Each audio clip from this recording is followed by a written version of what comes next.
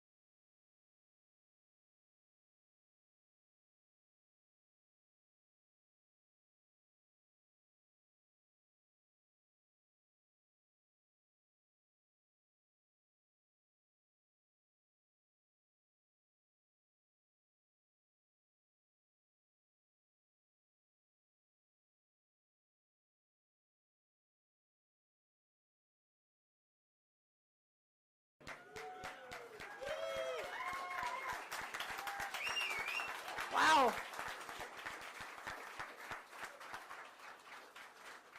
Well, first up, I want to thank everybody for coming, friends, supporters, family, colleagues.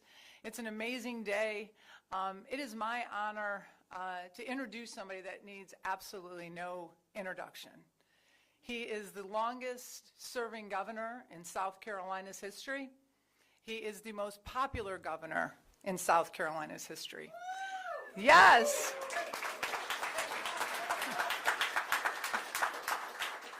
He is our 117th governor, and my dear friend, and somebody I'm proud to call my mentor, Governor Henry McMaster.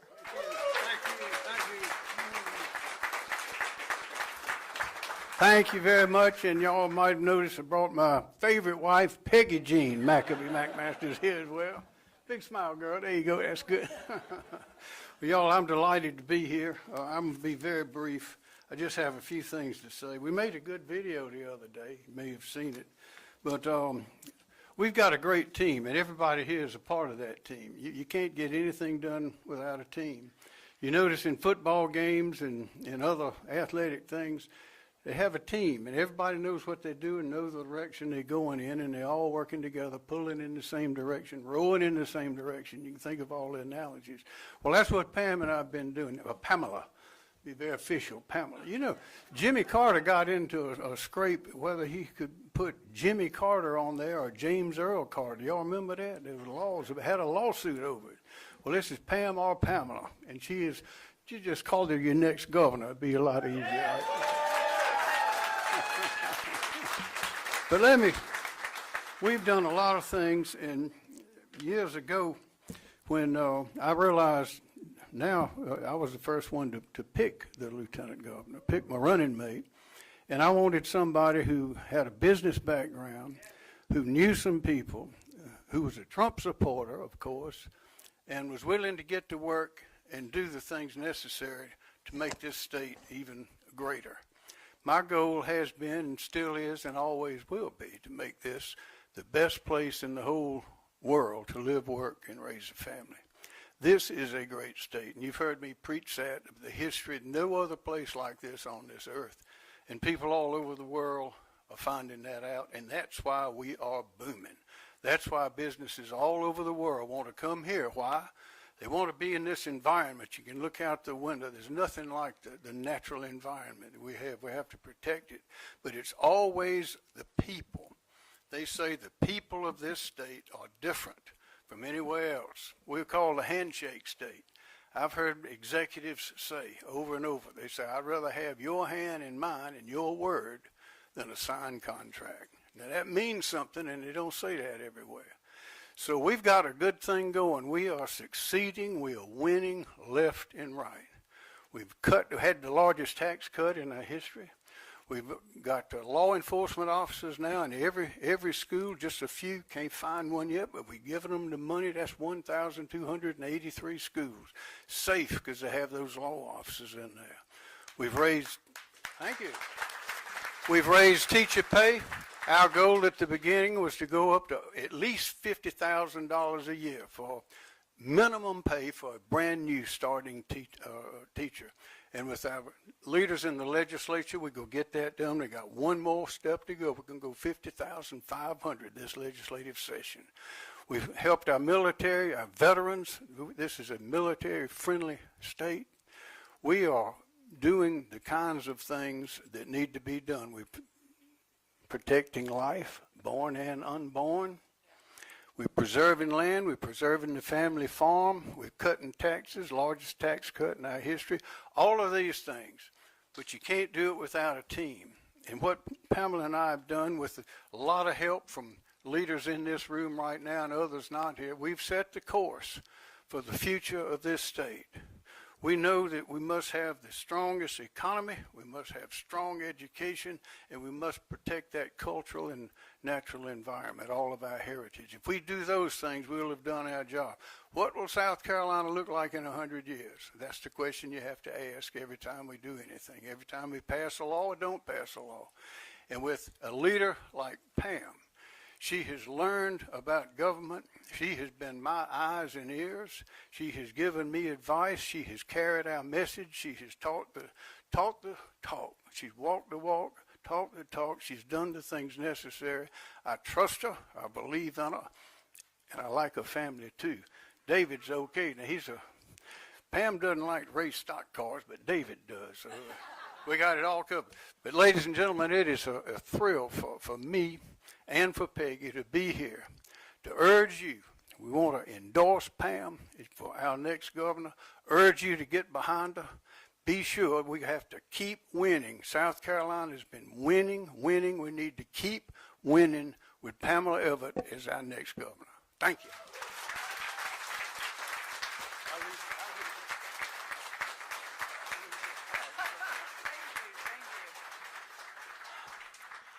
Wow. It's hard not to get teary-eyed with that kind of endorsement. And, it seems just like yesterday that the governor and I were standing in a podium in Greenville, and he was announcing me as his lieutenant governor. And it has been an amazing, 8 years. I look back, we have been the conservative powerhouse of the nation, taking what is just smart ideas, common sense ideas, as the governor outlined.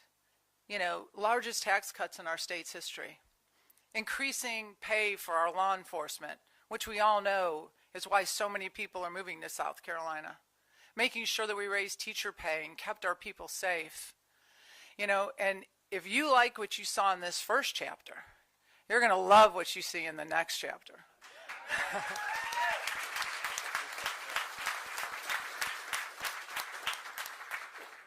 I want to keep rolling strong on all the things we've done, all the things that make South Carolina wonderful, making sure we protect our coastline, protect our wooded areas, make sure that we eliminate state income tax and we get rid of burdensome regulations. We want to continue to protect life and protect parent rights.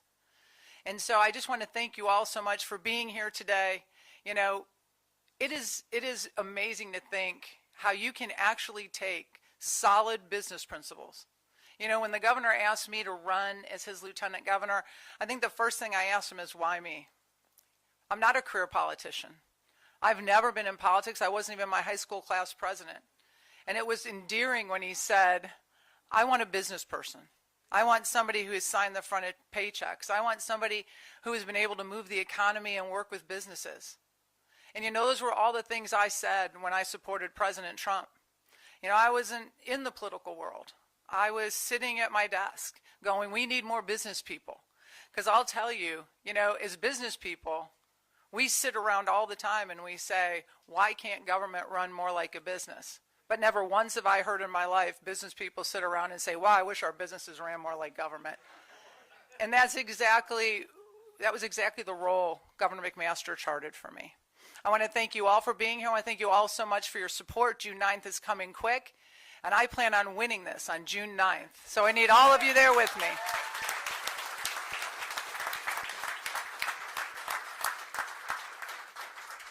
Thank you all so much, and Governor, thank you so much. Thank you for being my mentor. Thank you for being my friend, and thank you for having the confidence in me to work alongside of you for 8 years. I won't let you down. I'll continue to make you proud.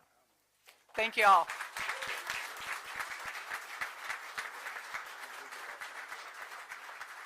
Trip over.